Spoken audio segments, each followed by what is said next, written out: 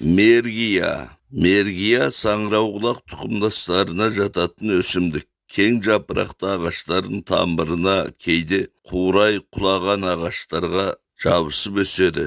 Қытайдың барлық жеріне тараған. Жылдың қай мезгілінде болса да жинап алуға болады. Қазіргі кезде жасанды жолмен қолдан өсіріледі. Дәмі ащы келеді. Жүректі қорғап, жүйкені тыныштандырады. Денені қуаттандырып, қанды күшейтеді. Жөтелді тиіп, демікпені басады. Бірінші, жүйке жүрек қызметінің әлсіздігінен болатын ұйқысыздыққа, көп түс көрушілікке, ұмытшақтыққа мергияның өзі немесе қатысты дәрілерді қосып жасайды. Екінші, желөкпе ауруынан болатын жөтелге, демікпеге, қақырықтың көбеюіне, кеуде сырылына ем болады. Үшінші, қан тасуға, қан қысымының көтерілуіне, қандағы майдың жоғарылауына, жүрек ауруына, жүрек қағуға, аққан түйіршіктерінің көбеюіне, түрлі бауыр ауруына, науқастан кейінгі дене қуатының әлсіреуіне, жеке немесе қатысты дәрілермен қосып пайдаланады. Пайдалану мөлшері 3-5 грамм. Шекерлі шәрбат дәрі, спиртке шылап, тұнба дәрі, оқ дәрілер жасап пайдаланады. Құрамында түрлі қанттар, амин қышқылы, белок, майлар, витаминдер бар. Мыңбас шырмауық 1 жылдық шырмалғыш сабақты өсімдік. Ұзындығы 3 метрдей келеді. Бүкіл денесінде жиі өскен ақ түсті түтікшелері бар. Ұзын сабақты, жапырағы жүрек тәрізді. Ұшы үшкір, бүтін жиекті болады. Кезектесіп орналасады. Бас гүл сабағы қолтықтай өседі. Гүлі 1-ден 5-ке шейін топтасып, гүл сабағының басына орналасады.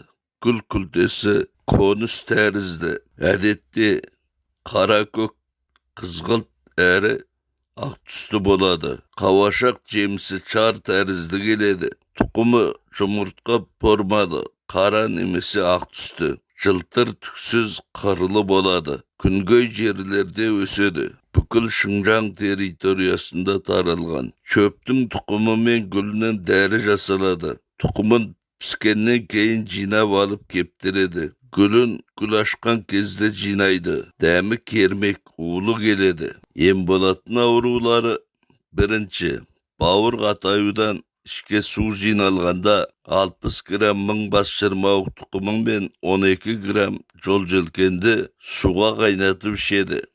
Екінші, бүйректің созылмалы қабынуынан сулы ісік пайда болғанда мыңбас шырмауықтың ақ және қара тұқымынан 120 грамм талқандап 6 граммнан ішеді. Немесе 10 дана чыланға қара шекер қосып суға қайнатып ішеді. Үшінші, іш қатқанда 9 грамм мыңбас шырмауықтың тұқымын талқандап, оған зімбір қайнатпасын қосып, бал араластырып, оқ-дәрі жасап ішеді. Ас сіңбегенде іш кеуіп қатқанда 30 грамм мыңбас шырмауық тұқымы мен 60 грамм ақ лобо тамырын қосып талқандап 6 граммнан қайнаған сумен ішеді. Бесінші, жөтелге, бет көз ісінуіне 6 грамм мыңбас шырмауық тұқымын, 9 грамм бір саларды, 3 грамм қызыл мияны, 9 грамм өрік дәнін суға қайнатып ішеді.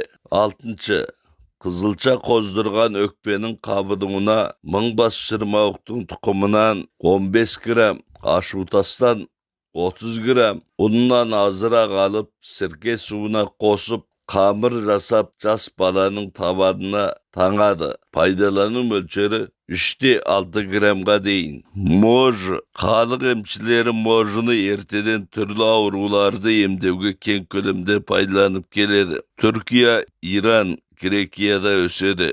Дәмі ащы болады. Ем болатын аурулары: бірінші, іш өтіп, үлкен дәретпен ұзақ уақыт қан келгенде 3 грамм талқандалған можыны қайнаған сумен ішеді. Екінші, жараланып қан шыққанда жараланған жерді спиртті мақтамен тазалап сүртіп, талқандалған можыдан сеуіп таңады. Үшінші, можыны сірке суына қайнатып, Pişkenden keyin janchip, tistің құрт жеген қуысына тығып қойса, ауырғанды басып, тісті шіруден сақтайды. Төртінші, бөбектердің кіндігі шыққанда, можыны суға қайнатып, жаншылғаннан кейін кіндікке таңса жазылады. Бесінші, можыны суға қайнатып, суымен шашты бірнеше рет жуса, шашты қарайтады. Алтыншы, можыны майдалап талқандаған соң, електен өткізіп,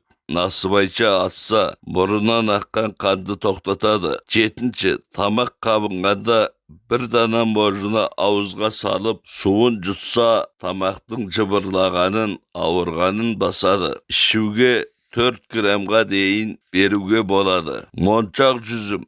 Моншақ жүзім көп жылдық бұта тектес өсімдік. Сабағының ұзындығы мөлшермен 2-3 метр. Саусақ айырықты жапырақтары кезектесіп орналасады. Шашақкүл шоғыры жапырағына қарама қарсы орналасқан. Көк түсті келеді. Оңтүстік Шыңжаңда қолдан егіледі. Моншақ жүзімнің жемісі науқасқа ем болады. Күзде піскенде жинап алып, көлеңкеде кептіреді. Дәмі тәтті, усыз болады. Қызылшаны сыртқа шығарады. Несепті молайтып, уытты қайтарады.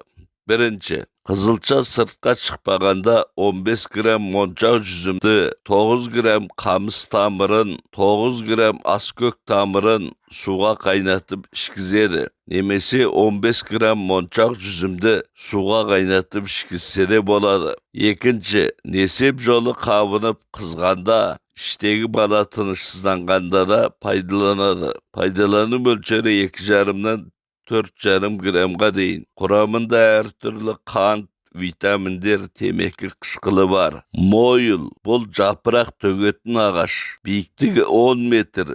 Жапырағы бүтін жиекті, кезектесіп орналасқан. Гүлі ұсақ, ақ түсті, шашақкүл шоғырына топтасқан. Мамыр-маусым айларында гүл ашып бітеді. Тамыз айында жемісі піседі. Жемісі сүйекті қара домалақ болады. Мойылдың жемісінен тосап, кәмпит және сусын жасалады. Жемісі дәріге пайдаланады. Тау шатқалдары мен өзенді сулардың бойында өседі. Мойылдың жемісі ағашының қабығы емге қолданылады. Жемісі тәтті, қабығы кермек дәмді болады. Бірінші, қан қысымының көтерілуіне ем болады. Мойыл жемісі піскенде белгілі мөлшерде алып, оған ақшекер қосып қайнатады. Тұқымын сүзіп тастап салқындағанда, тамақ артынан 0,25 литрден ішеді. Немесе қайнатылған кәмпитінен 1-2 қасық алып, бір шыны қайнаған суға араластырып, күніне бірнеше рет сусын орнына ішеді. Екінші, іш өткенде мойыл жемісінен қоймалжың дәрі қайнатып, 1 қасықтан тамақтың соңынан күніне 3 рет жейді, немесе жемісін жесе де болады. Пайдалану мөлшері науқастың жағдайына байланысты болады. Құрамында жұмсартқыш зат, алма қышқылы, спирт қышқылы, қант және басқа заттар бар. Дәнінің құрамында ащы өрік алкалоиды, ащы өрік майы бар. Мұжығын, бұл тік өсетін көп жылдық шөп тектес өсімдік. Биіктігі 30-40 сантиметр. Жапырағы кезектесіп орналасады.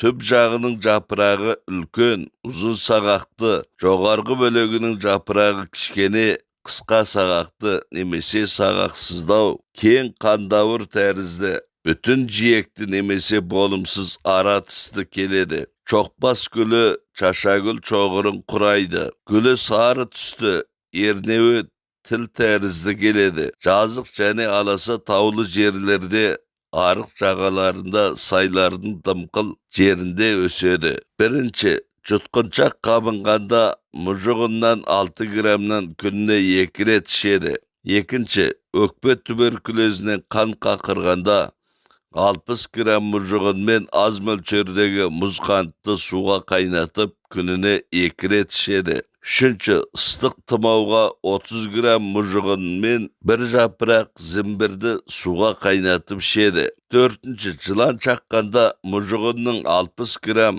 жас тамырын, кепкеннен 30 грамм istetse de болады. Janchip kaynagan salkın su kosup jagады. Nemese suga kaynatıp 30 gram bal kosup aralastırıp işuge болады. 5. Sausakka köbürtke çıkkanda az mölçerdeki jas çöbün ebden janchip agarakka salıp aralastırıp avurgan sausaklı 2 ret batırады. 6. Balanın kökjötelini 10-15 gram murjugunda suga kaynatıp işkizedi. 7. Jogargı tınış jolmen ökpek kabınganda 9 gram murjugunmen 6 gram emilliyanı suga kaynatıp işedi.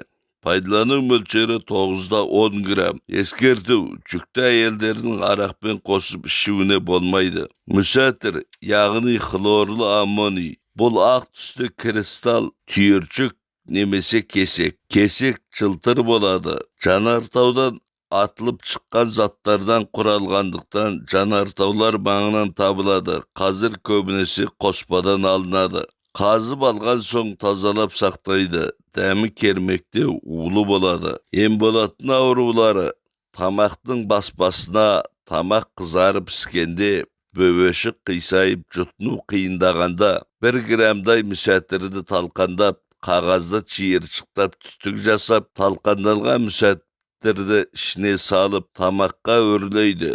Бірнеше рет өрлесе ісік қайтады, ауру айығады. 2. Бөбектердің тұмаудан дене қызуының жоғарылауына четпеден ішкепкенде аз мөлшердегі мүсәтірді суға ертетті. Мүсәтір ертіндісіне чыланған көк чүпірекпен баланы орап, қалың жауып терлетеді. 3.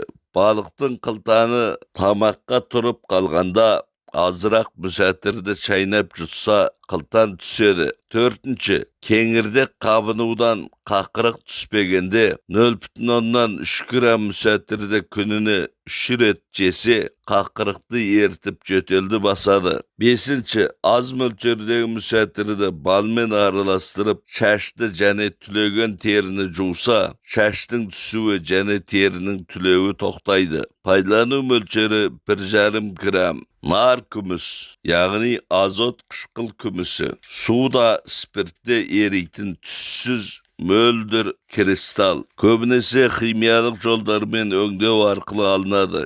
Дәмі кермек, улы болады. Сұйық ертіндісі қабынуды қайтару, қою ертіндісі ұлпаларды күйдіру қасиетіне ие. Ем болатын аурулары. Қазақ емшілері ұзақ уақыттан бері нар күмісті тері және көз ауруларына қолданып келеді. 1. Көз дәнекер қабығының жедел қабынуына трахомаға нар күмістен 2% ертінді дайындап көзге күніне 2-3 рет 2 тамшыдан тамызады. 2. Жараның аузы бітпей ішінен түймешік ет өскенде 10% нар күміс ертіндісін дайындап, дайындалған ертіндіге чыланған мақтаны күніне бірнеше рет басса, түймешік еттің өсуін тежейді. 3. Асқазан қышқылы тым көбейгенде 0,12 грамм нар күмісті 200 мл суға езіп, күніне 3 рет бал қасықпен тамақтан 15 минут бұрын ішеді. 4.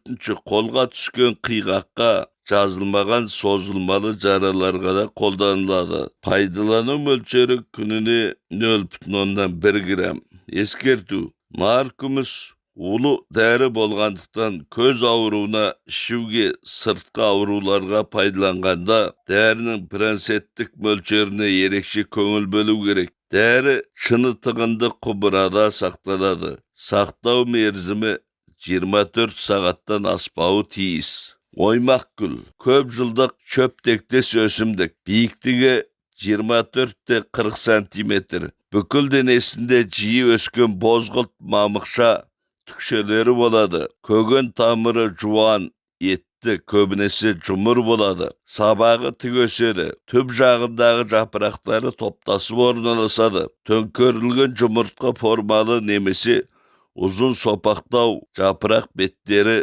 қыртысты артқы жағы қызғылт жасыл түсті болады. Сабағында өсетін жапырақтары түп жағында өсетін жапырақтардан кішілеу келеді. Шашагүл шоғыры сабақ басында өседі. Гүл күлтесі жуан түтік тәрізді, қызғылт көк түсті және айқыш түсті сызықтары бар. Жемісі жұмыртқа тәрізді, немесе домалақ болады. Оймақ гүл тамыры сабағынан кесіп егу арқылы өсіреді. Бұл өсімдік көбінесе іле бойында кездеседі. Жинау және өңдеу оймақ гүлдің тамырынан дәрі жасайды. Сондықтан күзде чөпті қазып алып топырақтан тазалап, жас күйінде немесе кептіріп, жапырақтап турап жасайды. Піскен оймақ гүл мен чикі оймақ гүлдің 50 килограммы 25 литр сары араққа шыланғаннан кейін қазандағы суға ыдыспен бірге қайнатылып, арақ әбден сіңген соң